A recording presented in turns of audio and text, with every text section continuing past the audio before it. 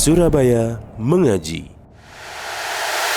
Yuk, dukung dakwah Surabaya Mengaji. Salurkan harta terbaik Anda untuk operasional dakwah.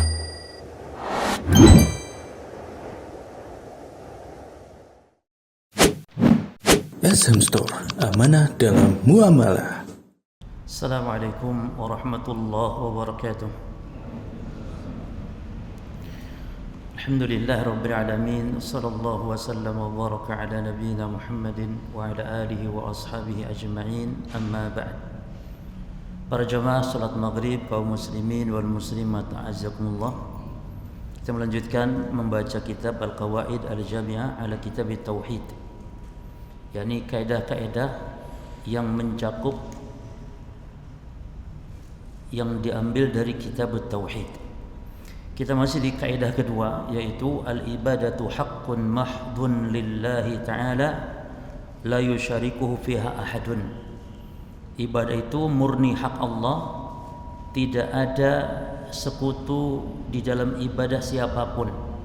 Maksud siapapun, baik malaikat, baik nabi, rasul, wali, siapapun dari manusia, dari makhluk, tidak ada hak untuk diibadahi. Dan ibadah ini banyak macamnya, ya. Ada ibadah hati seperti takut. Maka kalau takut kepada malaikat, takut kepada wali, takut kepada nabi, seperti takutnya kepada Allah, ini takut datangnya bala, takut datangnya musibah, bencana, maka ini termasuk telah memberikan hak ibadah kepada selain Allah yang hukumnya syirik. Dan syirik ini syirik besar, ya, karena setiap ibadah yang dipalingkan kepada selain Allah, ini syiriknya syirik besar, bukan syirik kecil, ya. Maka hati-hati dengan yang namanya takut. Jadi takut itu memang ada takut yang sifatnya tabi'i, manusiawi, takut kepada binatang buas, takut kepada orang jahat, ini tabiat. Tapi takut yang tersembunyi namanya. Ulama mengatakan al-khaufus sir, takut yang tersembunyi.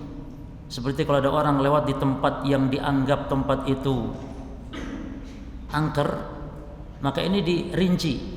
Kalau takut pocong, takut hantu nanti akan mencekik atau memukul, maka ini takut yang sama dengan takut rampok, pencuri. Hukumnya wajar, boleh. Orang takut pocong itu boleh. Tapi takut wali yang ada di alam kubur akan mendatangkan bala musibah wali tersebut, apabila kita lewat di kuburannya tidak adab, tidak ngesot misalnya, lewatnya harus merendahkan diri kita di hadapan lewat di kuburan wali tersebut, ini takut, yang ini takut ibadah, jenisnya itu ibadah yang hanya dipalingkan untuk Allah saja, takut kepada Allah. Jadi bedakan, ya, takut dari jin ini ada dua jenis. Takut jin yang sifatnya tabi'i, seperti takut pocong tadi, hantu tadi. Yang kedua takut jin yang ini takut seperti kepada wali tadi, yang dianggapnya jin mampu mendatangkan mudarat.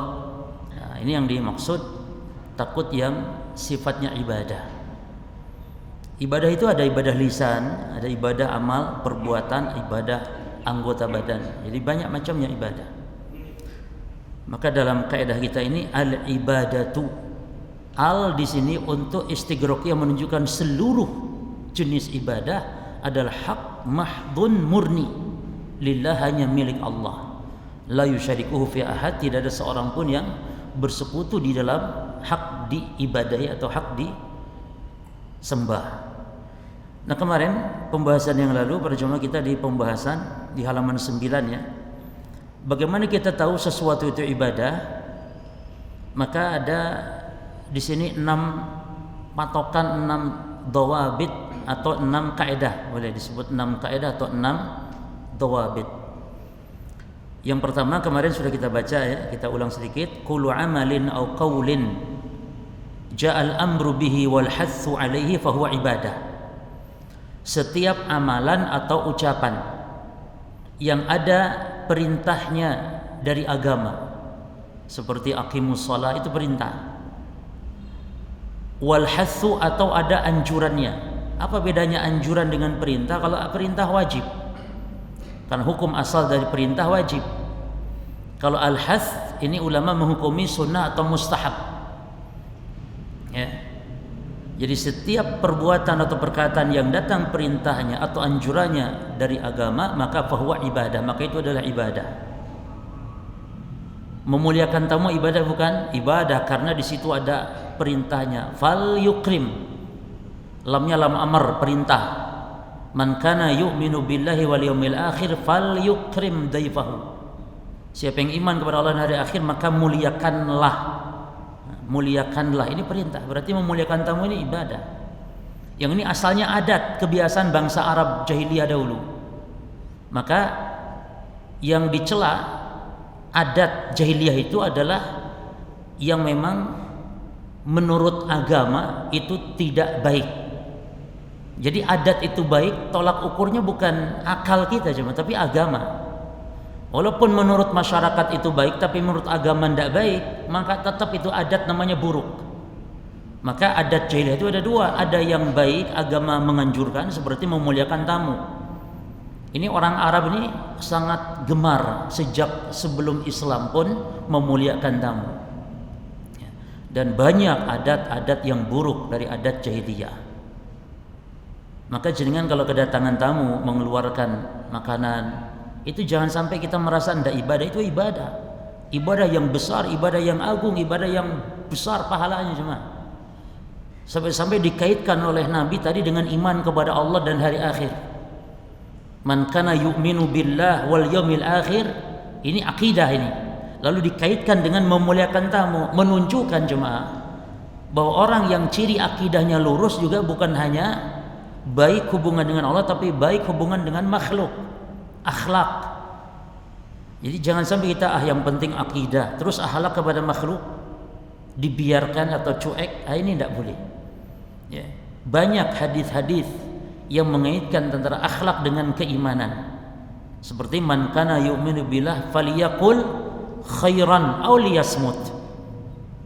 Siapa yang beriman kepada Allah hari akhir, maka berbicaralah yang baik. Ini hubungan dengan manusia, bicara yang baik, sopan, adab, lemah lembut kepada manusia. Kalau nggak bisa, maka diam, kata Nabi. Berikutnya yang kedua apa? Kullu amalin aw qaulin ja'al madhu li fa'ilihi fa huwa ibadah. Setiap amal atau perkataan yang datang pujiannya dari syariat, Allah memuji, Rasul memuji, maka memuji bagi yang melakukannya, ya, bagi pelakunya dipuji, maka fahuwa ibadah, maka dia adalah ibadah. Yang ketiga, kullu amal au qaulin uliqa alaihi sawabu fahuwa ibadah. Setiap perbuatan atau ucapan yang dikaitkan dengan pahala, yang dijanjikan pahala, maka berarti perkataan perbuatan itu ibadah. Seperti barang siapa yang begini dan begitu nanti akan dikasih jaminan surga misalnya, maka perkataan perbuatan itu adalah ibadah. Salah satunya contoh jamaah, ini contoh saja, sekedar contoh. Ada hadis kata Nabi, salah satu ada 3 golongan manusia, dhaminun 'ala Allah, maka dijamin oleh Allah. In 'asha kufiya wa in mata adkhalahu Allahul jannah. 3 golongan manusia ini kalau hidup dia dicukupi Allah, itu mana dijamin? Dicukupi Allah. Kalau mati di hari itu, maka dijamin masuk surga. Salah satunya idza dakhala baitahu fayusallim alaih. Apabila masuk rumah, maka dia mengucap salam, maka dijamin oleh Allah. Subhanallah. Masuk rumah cuma, baik rumahnya kosong ataupun ada isinya, ada anak dan istri kita. Maka rumah kosong pun sama, kita membaca assalamu alayna wa ala ibadillahi as-salihin kalau rumahnya kosong. Karena di situ ada malaikat, ada makhluk Allah. Kalau ada anak istri kita, ucapkan assalamu alaikum. Ganjarannya luar biasa. Dijamin Allah, kalau hidup dicukupi, kalau mati dimasukkan surga. Maka terkadang ikhwan, banyak amalan-amalan yang enteng, ringan sebenarnya dan besar pahala di sisi Allah, namun kita sulit, berat untuk mengamalkan, illa man rahima rabbi, kecuali yang diberi rahmat oleh Allah. Jelas ya? Maka la tahqiranna bil ma'rufi syai'a, jangan sekali-kali meremehkan kebaikan sekecil apapun, karena pahala di sisi Allah itu besar. Sekarang orang membaca alif lam mim itu 30 pahala loh cuma di akhirat. Alif lam mim. Karena kata Nabi, man qara harfan min kitabi falahu bihasanah. Siapa yang membaca harfan, satu huruf dari kitabul Al-Quran, maka baginya pahala. Lalu wal hasanah bi asyri amsalihha, dan satu kebaikan itu dilipat gandakan 10. Maka kata Nabi, la aqulu alif lam mim harfun, aku tidak mengatakan alif lam mim itu sehuruf, tidak. Walakin alifun harfun wa mimun harfun wa lamun harfun wa mimun harfun. Tapi kata Nabi, alif sehuruf, lam sehuruf, mim sehuruf, berarti 3 huruf kali 10, 30 pahala. Bagaimana kalau 1 lembar, 2 lembar, 1 juz, 2 juz? Maka diantara amalan yang berkah ya, yang enteng ringan, baca Quran. Baca Quran cuma 1 huruf 10. Sementara di akhirat kelak al-hasanah wahidah khairun minad dunya wa fiha. Kebaikan, satu ganjaran, satu pahala di akhirat itu lebih baik dari dunia dan seluruh isinya. Dunia dan seluruh isinya di akhirat kelak. Ya. Maka mari biasakan, rutinkan, dawamkan tiap hari baca Quran itu yaumiyah. Yaumiyan, tiap hari baca, tiap hari baca. Bahkan dalam hadis tingkatan surga, seorang masuk surga nanti tingkatannya di tingkat berapa? Tergantung ayat yang telah dia baca seumur hidup di dunia. Ada orang yang seumur hidupnya baca sudah 6.000 ayat, berarti tingkatan surga sampai ribuan. Karena dalam hadis memang surga mi'atu darajat, surga 100 tingkatan, maksudnya itu yang ada Allah lil mujahidin fi sabilillah. Surga itu 100 tingkatan, maksudnya yang Allah siapkan bagi mujahid yang mati syahid di medan perang. Itu 100 tingkatan. Tapi surga bukan terbatas 100. Bukti dalam hadis tentang baca Quran tadi ya. Maka Al-Quran adalah kitab yang wajib setiap muslim untuk memperhatikannya. Yang keberapa? Yang keempat, kullu amalin aw qaulin uliqal wa'idu ala tarkihi fahuwa ibadah.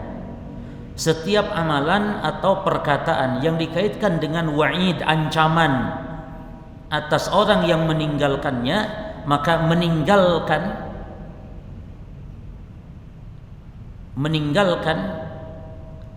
kullu amal au qaulin, setiap amal atau ucapan uliqal wa'id yang dikaitkan dengan ancaman ala tarkihi, bagi yang meninggalkannya, fahuwa ibadah, maka melakukannya berarti ibadah. Contoh, yang meninggalkan salat Jumat 3 kali tahawunan, maka khatamallahu ala qalbi, Allah akan kunci mati hatinya. Pertanyaannya berarti salat Jumat ibadah bukan? Ibadah. Kenapa kok ibadah? Karena di sini ada ancaman bagi yang meninggalkannya, maka melakukannya gitu loh. Cuman bukan meninggalkannya haram, berarti melakukannya adalah ibadah karena meninggalkannya diancam. Jadi ya, setiap perbuatan, contoh gibah ya, itu perkataan, gibah, namimah, itu kan diancam bagi yang melakukannya. Berarti meninggalkan gibah adalah ibadah. Itu nanti yang keenam. Kullu amal au qaulin uliqa ala fi'lil iqab, setiap amal atau perkataan yang dikaitkan bagi pelakunya al-iqab, hukuman, maka fatarkuhu, meninggalkannya ibadah. Meninggalkan ghibah ibadah, meninggalkan namimah ibadah. Taib. Wa hadhil ibadatu, perhatikan, dan ibadah ini qad takunu muta'alliqatan bil qalbi kal hubbi, bisa berkaitan dengan hati seperti cinta ya. Bagaimana cinta yang ibadah? Cinta sama dengan takut tadi. Cinta itu ada yang cinta sifatnya ibadah. Pertama cinta kepada Allah, yang kedua cinta dengan apa yang dicintai Allah, mencintai orang-orang beriman, mencintai ahli tauhid, mencintai ahli sunnah ya. Itu cinta yang ibadah. Cinta yang haram, bagaimana jemaah cinta yang haram? Itu mencintai perkara yang diharamkan. Ya. Bahkan ada cinta yang bisa kufur hukumnya. Itu mencintai kekufuran. Mencintai orang kafir karena agamanya, ini cinta yang kufur. Mencintai orang kafir karena urusan dunia, ini haram. Mencintai orang kafir karena tabiat manusiawi boleh. Berarti cinta kafir itu ada 3 hukum. Ada yang kufur kalau mencintai orang kafir karena agamanya. Yang kedua, mencintai orang kafir karena urusan-urusan dunia. Mencintai orang kafir karena urusan-urusan dunia. Mencintai kafir karena main bola, main musik, bintang film. Ini tidak sampai kufur, tapi termasuk diantara dosa, termasuk diantara keharaman. Tidak boleh cinta orang kafir seperti itu. Yang ketiga, cinta orang kafir yang boleh. Cinta kafir karena ada hubungan kekerabatan. Cinta orang tua yang kafir, cinta anak yang kafir, cinta istri yang kafir. Istri yang kafir boleh? Ya, ahlul kitab. Seorang suami muslim menikahi ahlul kitab boleh. Maka di satu sisi dia cinta karena sebagai hubungan suami istri, di sisi lain dia benci karena agamanya. Nah, terkumpul antara cinta dan benci. Benci karena Allah dan cinta karena manusiawi tabiat, itu sebagai suami istri. Demikian para jemaah. Jadi dirinci. Tidak mutlak cinta kafir haram, syirik, bid'ah, kufur, enggak, dirinci. Wal khauf, dan juga contohnya ibadah yang berkaitan hati dengan takut. Ya, seperti tadi contohnya, takut. Ulama menyebut al khauf as-sir. Seperti takut kepada Nyi Roro Kidul. Ini takut yang hukumnya syirik akbar, syirik besar. Karena takut Nyi Roro Kidul akan mendatangkan bala.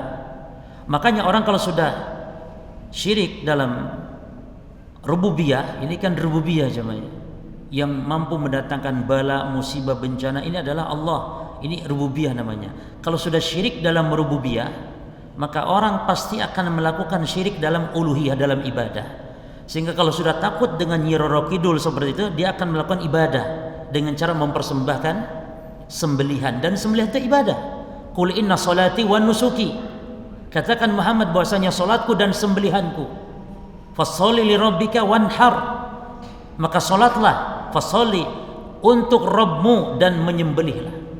Jadi menyembelih hewan, mengalirkan darah, itu dalam Islam ibadah yang dalam rangka pengagungan, ya.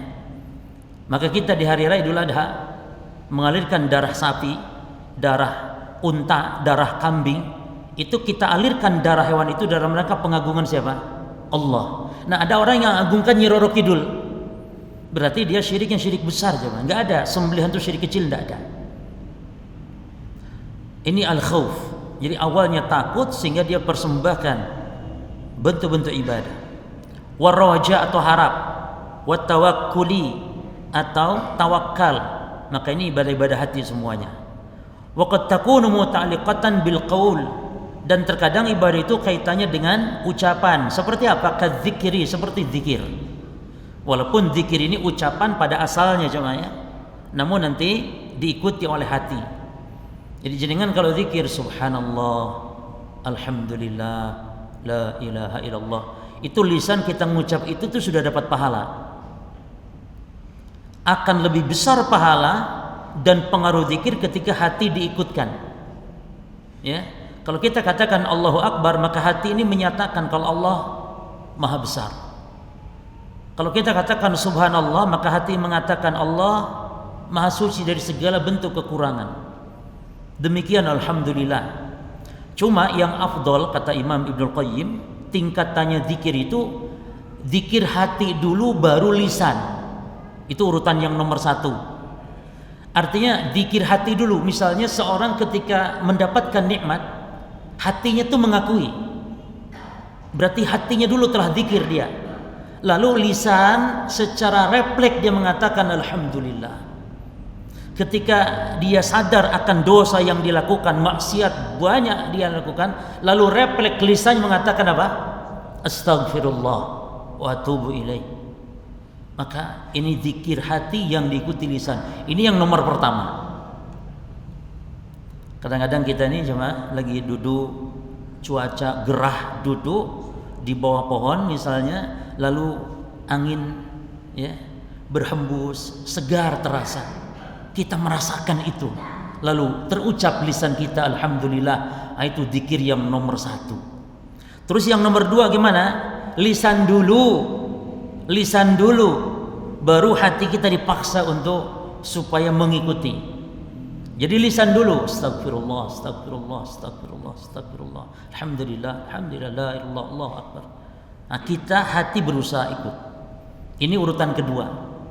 Seperti zikir kita setelah sholat itu, kita baca apa? Subhanallah, subhanallah. Itu lisan yang utamanya dulu, baru kemudian hati kita ikutkan. Nah, yang ketiga, dan ini kebanyakan kita, yang urutan ketiga, zikirnya mek lisan to, hati ini nang dindi. Tapi tetap dapat pahala jemaah. Jangan salah, tetap dapat pahala. Lisan kita nih astagfirullah, astagfirullah, astagfirullah. Kadang sambil ngobrol sama temannya, subhanallah, subhanallah, subhanallah, subhanallah. Nanti kan mari kan langsung kok gampang subhanallah, subhanallah. Mangan apa saiki gampang soto aja soto subhanallah, subhanallah, subhanallah, subhanallah. Itu sakjane jemaah ya. Habis salam itu kita tuh sebenarnya betul-betul khusyuk. Jangan sampai kadang sambil ngobrol sambil ini tulah toleh subhanallah, subhanallah. Oh ngono yo lah, yo apik yo subhanallah. Kadang tapi ini pahala loh jemaah. Karena lisan ini sama hanya baca Quran. Walaupun kita tidak paham artinya, sing penting baca, pahala tetap pahala. Akan lebih mantap kalau kita paham maknanya. Tapi baca toh. Salat cuma yang penting kita baca, walaupun nggak paham tetap sah salatnya. Asal bacaannya Al-Fatihah, ayat Al-Quran, kalau ruku baca ruku, sujud baca sujud. Namun akan lebih mantap ketika kita paham maknanya, minimal paham makna. Ya. Baik, jadi zikir yang paling afdal apa dulu? Hati dulu baru lisan. Yang kedua, lisan dulu diikuti hati. Yang ketiga, lisan tok, hatinya tidak ikut. Yang terus, wa qad takunu muta'alliqatan bil fi'li kas-salati, dan terkadang dikaitkan dengan perbuatan ibadah itu, ya. Ibadah dengan perbuatan kaitannya kas-salat, contoh seperti salat. Sebenarnya yang tepat itu puasa aja, kalau contoh dengan perbuatan puasa. Tapi kalau salat itu terkandung tiga jenis ibadah. Ibadah hati yaitu khusyuk, ibadah qaul ucapan itu lafaz-lafaz bacaan salatnya, lalu ibadah perbuatannya apa? Gerakannya, rukuknya, sujudnya, berdirinya, duduknya. Jadi dalam salat terkumpul tiga jenis zikir, zikir lisan, tiga jenis ibadah, ibadah lisan, ibadah anggota badan, dan ibadah hati dalam salat. Waz zakah, kata mu'allif, zakat sebenarnya zakat ibadah harta, ya. Maka ibadah itu ada tambahan, mu'allif menyebutkan cuma 3. Namun ada tambahan, itu ibadah yakni qad takun muta'alliqah bil mal. Ibadah yang kaitannya dengan harta, kal hajj waz zakah was sadaqah wa al itq, seperti memerdekakan budak, zakat, ya. Apalagi haji, umrah. Nah, baik, selesai. Sekarang masuk yakni pelajaran ketiga, salis, kullu ma lam yakun ibadatan fi zamani sahabah radhiyallahu anhum, setiap ibadah yang tidak pernah ada dilakukan di zaman sahabat, falan yakuna ibadatan ba'da zamanihim, maka sesuatu itu bukanlah ibadah di zaman setelah mereka. Jadi tolak ukurnya ibadah itu kalau para sahabat melakukan ibadah loh jemaah ya, bukan dunia. Di zaman sahabat kan nggak ada HP, maka tidak masalah, kan itu urusan dunia, bukan urusan ibadah. Yang kita maksudkan adalah kullu malam yakun ibadah, sesuatu yang bukan ibadah di zaman sahabat, maka zaman setelahnya sahabat pun tetap dia bukan ibadah. Baik itu sholat, ya, kalau ada sholat tertentu di zaman sahabat nggak ada, maka sholat itu bukan ibadah. Contoh, Kalau sholat duha kan sahabat melakukan, sholat tarawih melakukan. Jadi tarawih itu sholat yang dilakukan oleh para sahabat. Nah sekarang sholat yang lain yang tidak dilakukan para sahabat, tidak ada dalilnya, keterangannya dari para sahabat, maka kita jangan coba-coba melakukannya. Ada istilah sholat ini, sholat itu. Contoh misalnya sholat alfiyah. Contoh lain sholat rogoib. Ini contoh sholat. Kalau menurut Imam Nawawi, sholat alfiyah dan sholat rogoib itu wahatani sholatani bid'atani munkarah. Munkarani qabihatani. Dua sholat ini kata Imam Nawawi di dalam kitab Al-Majmu' Syarah Al-Muhadzab, kitab besar fikih Syafi'iyah itu. Dua sholat itu sholat alfiyah dan sholat rogoib adalah dua sholat yang bid'ah, lagi mungkar, lagi jelek, kata Imam Nawawi. Kenapa? Karena tidak adanya dalil, tidak dilakukan oleh para sahabat. Apa itu sholat alfiyah jemaah? Sholat 100 rakaat di malam nisfu Sya'ban dengan membaca kulhu 10 kali di tiap rakaatnya, sehingga sholat itu dinamakan sholat 1000 kulhu. Adapun sholat raghaib, sholat di malam Jumat pertama di bulan Rajab, ba'da maghrib sampai isya sebanyak 12 rakaat.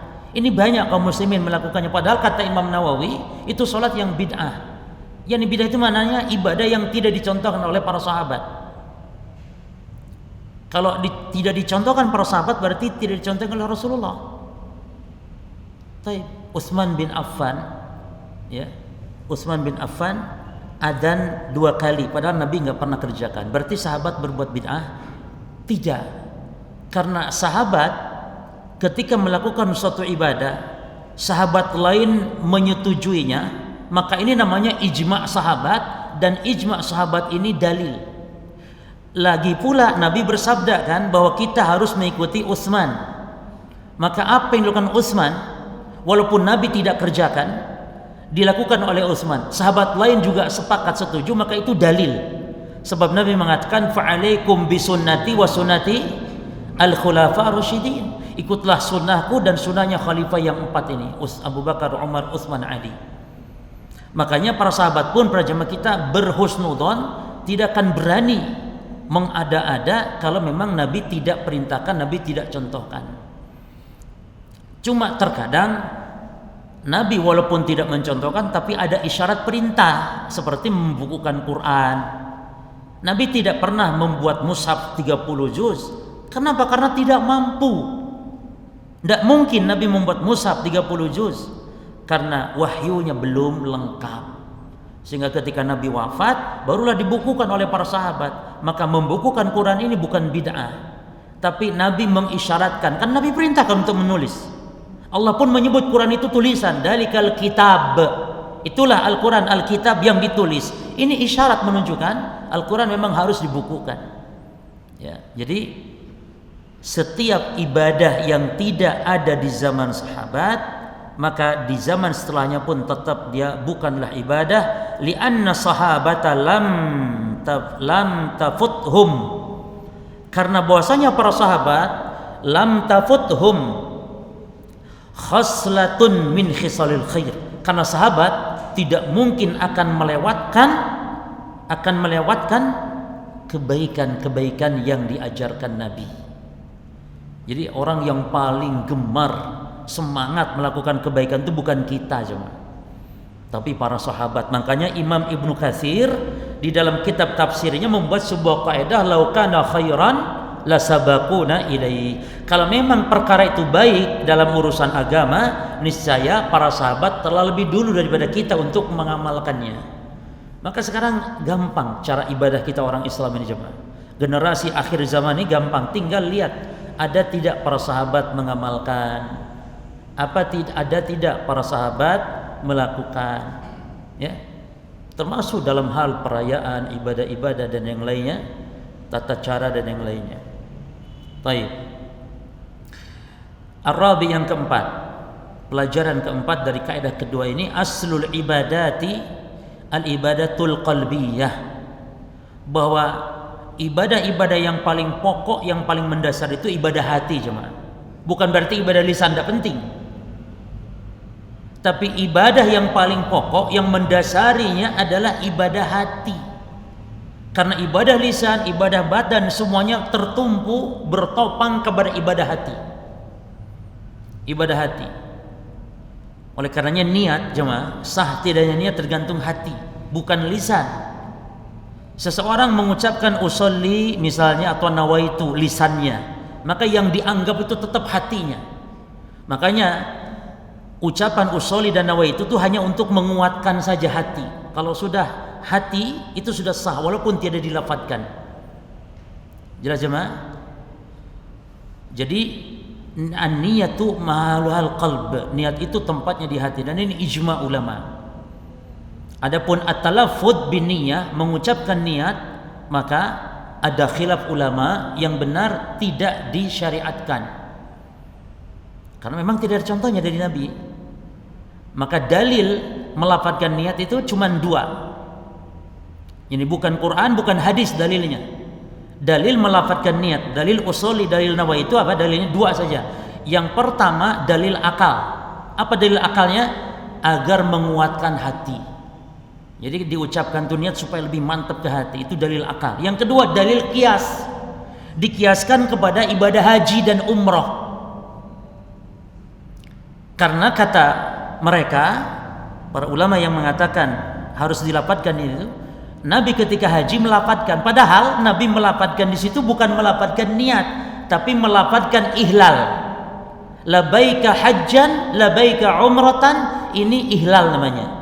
Ikrar kalau kita masuk ke dalam ibadah haji atau umrah, sebagaimana ikrar kita masuk sholat dengan takbir, maka takbir bukan niat.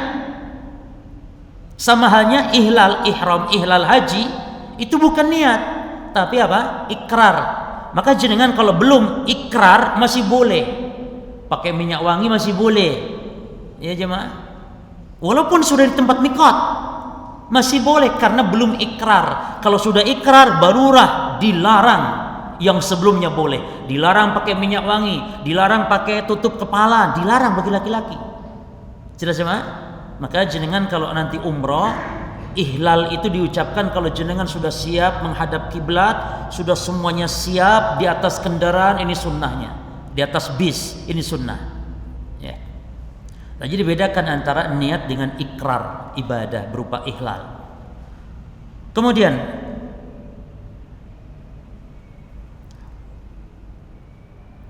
fakullu ibadatin qauliyatin aw fi'liyah, maka setiap ibadah, baik ibadah lisan atau ibadah perbuatan, fa asluhal ibadat al-qalbiyah, maka fa asluha al-ibadatu al-qalbiyah, maka hukum asalnya atau dasarnya adalah ibadah hati. Ya. Ikhlas tidak ikhlasnya ini urusan hati cuma. Makanya jenengan enggak boleh mengatakan si fulan ibadahnya riya ini. Kenapa riya? Ya pokoknya kok kayak gitu, dia ingin dilihat orang. Belum tentu loh jemaah. Karena riya itu urusan hati. Seseorang menampakkan ibadah kalau tujuannya untuk supaya dicontoh, maka itu justru berpahala. Asal jangan niat untuk dipuji. Karena riya itu menampakkan ibadah, idharu ta'ah, menampakkan ketaatan, liyamdahu bihin nas, agar manusia memuji. Jadi jangan sembarangan nunjuk orang riya dan semisal. Contoh misalnya ada orang sedekah jemaah, lalu sedekahnya terang-terangan, tidak boleh kita mengatakan, oh ini orang ingin dipuji, ini enggak. Ya. Ini Pak, saya sedekah untuk masjid Pak atas nama Bapak Pulan, boleh enggak seperti itu? Boleh. Bahkan bisa jadi nama atas nama siapa Pak? Wes pokoknya hamba Allah, jangan ditulis nama yo. Tapi tujuannya ingin dipuji supaya dianggap ikhlas. Nah itu riya. Justru sebenarnya tidak masalah, justru kadang-kadang memberi contoh. Orang kaya ketika melihat si Fulan bin Fulan yang notabene orang miskin, tapi nyumbang masjid Masya Allah 5 juta misalnya, padahal miskin, orang kaya akan merasa, loh sore saya yang lebih kaya dari dia kok malah tidak nyumbang sama sekali. Termotivasi akhirnya. Dan orang yang termotivasi ibadah karena melihat ibadah orang lain, ini bukan riya jemaah. Jenengan malas tahajud, begitu lihat orang tahajud, lihat istrinya tahajud, jenengan tersemangati, itu bukan ria, justru baik. Makanya terkadang ibadah perlu ditampakkan agar orang ikut. Perlu terkadang. Cuma hati-hati itu tadi. Kalau niat yang ini puji, jatuhlah kepada ria. Maka berarti pokok ibadah di dalam hati dulu, atau ibadah hati barulah ibadah lisan, ibadah perbuatan ikut ke dalamnya. Wa hadza yad'una ila al-ihtimami bi tahqiqil ibadatil qalbiyah. Maka ini menunjukkan agar kita perlu untuk memprioritaskan mewujudkan ibadah-ibadah hati. Namun wal yufham min dzalik, namun tidak dipahami dengan hal itu ada muli'tina bil ibadatil qauliyah wal fi'liyah. Bukan berarti kita tidak mementingkan, tidak memperhatikan ibadah-ibadah qaul, ibadah perkataan, ibadah perbuatan, tidak. Hanya ibadah hati yang harus betul-betul kita utamakan. Tawakal kita, takut kita, cinta kita, ini ibadah hati. Ya.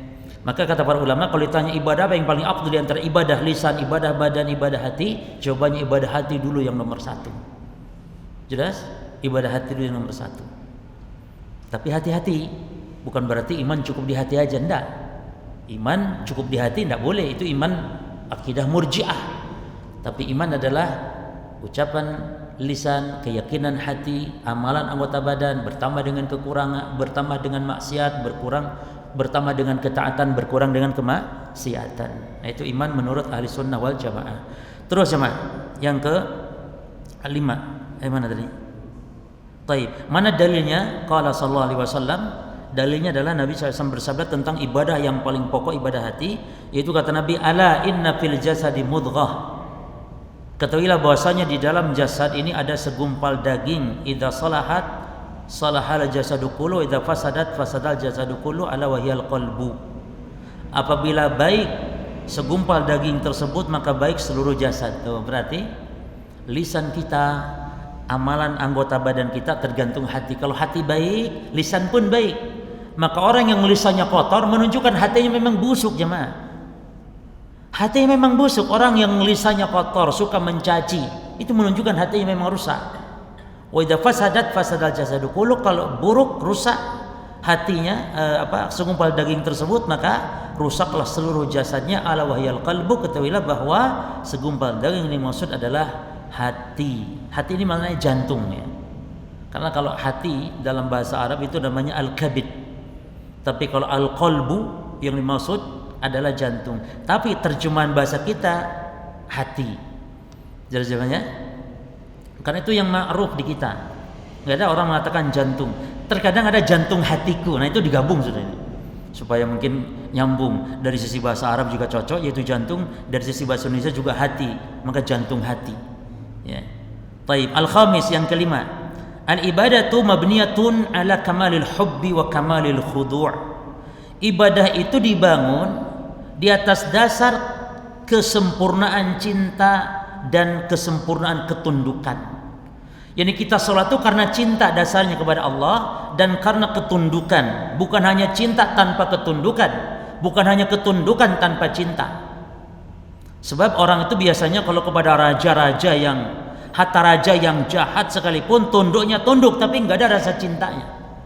Tapi kepada Allah tidak demikian. Kita tunduk juga cinta, bahkan ditambah satu lagi dengan harap. Ibadah kita itu 3 rukun: al-hub, al-mahabbah, wal-raja, wal-khawf. Jadi cinta, harap, dan takut harus ada ketika kita ibadah, 3 ini. Jangan ibadah hanya dasarnya cinta tok, atau ibadah dasarnya takut saja, ibadah dasarnya harap saja, enggak. 3-tiganya harus ada. Fala yusammal abdu abdan lillah.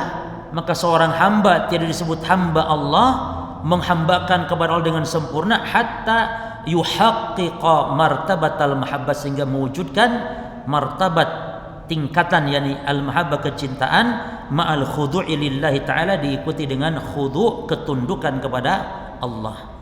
Asadis, yang keenam, kamalu martabatil abdi, kesempurnaan derajat seorang hamba itu takunu bikamal tahqiqihil ubudiyyata lillahi ta'ala, tergantung kesempurnaan mewujudkannya ibadah kepada Allah. Maka fakullama haqqaqal 'abdul 'ubudiyyata lillah, maka setiap kali hamba mewujudkan peribadatan ubudiyahnya kepada Allah, kullama zadat darajatuhu wa martabatuhu, maka setiap kali bertambah bentuk mewujudkan ibadah itu kepada Allah, setiap itu bertambah pula derajatnya, bertambah pula martabatnya di sisi Allah.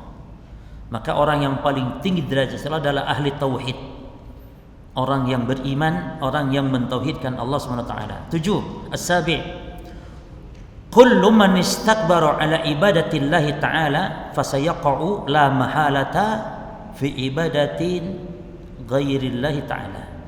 Setiap orang yang sombong, tidak mau ibadah kepada Allah, maka pastinya akan jatuh la mahalata, pasti tidak mau tidak, itulah mahalata, fi ibadati ghairillah, jatuh kepada peribadatan kepada selain Allah. Karena kalau enggak ibadah kepada Allah, ya pasti kepada selain Allah. Itu jemaah. Sebagaimana jalan cuma dua, sebagaimana tempat kembali kita cuma dua, imma surga, imma neraka. Itu saja. Demikian pula kalau tidak ibadah kepada Allah, maka pastinya beribadah kepada selain Allah. Terakhir ini yang penting, as-samin, yang ke-8, la yaqbalullahu al-ibadata illa bi syartaini. Tidak diterima ibadah oleh Allah kecuali dengan dua syarat. Tidak banyak-banyak, dua syarat tok. Huma, keduanya adalah asyartul awal al-ikhlas. Syarat pertama ikhlas. Dan ikhlas bukan menurut bahasa Indonesia. Karena ikhlas menurut bahasa Indonesia itu artinya ridho. Saya memberimu ikhlas, maksudnya ridho. Tapi ikhlas maknanya menurut syariat yaitu mengesahkan Allah hanya kepada Allah, itu maksudnya. Memurnikan hanya kepada Allah dalam beribadah, itu namanya ikhlas. Yaitu bihaitsu takunu lillahi ta'ala duna ma siwahu, yaitu beribadah hanya kepada Allah bukan kepada selain Allah. Lawan ikhlas yaitu syirik. Lawan ikhlas itu apa? Asyirku. Yang kedua, asyartus tsani, syarat kedua adalah al-mutaba'atu lin Nabi sallallahu alaihi wasallam. Beritiba, mengikuti, mencontoh Nabi sallallahu alaihi wasallam. Dan ini para jemaah bentuk mewujudkan dua kalimat syahadat. Kalimat syahadat yang pertama itu syahadat tauhid, yaitu ikhlas. Dan kalimat syahadat yang kedua syahadat risalah, yaitu al-mutaba'ah. Maka orang mengatakan asyhadu alla ilaha illallah, tuntutan dari syahadat ini apa? Ikhlas dalam beribadah, tidak beribadah kepada selain Allah. Lalu wa asyhadu anna Muhammadan Rasulullah, ini tuntutannya apa dari syahadat yang kedua ini? Ittiba dalam ibadah. Dan ini dalilnya yang pertama dalam Al-Qur'an di surah Al-Bayyinah tentang ikhlas. Wa ma umiru illa liya'budullaha mukhlishina lahuddin. Ya. Padahal mereka tidak diperintah kecuali untuk beribadah kepada Allah dengan ikhlas. Lalu yang kedua dalilnya apa namanya? Ittiba, itu surah Ali Imran.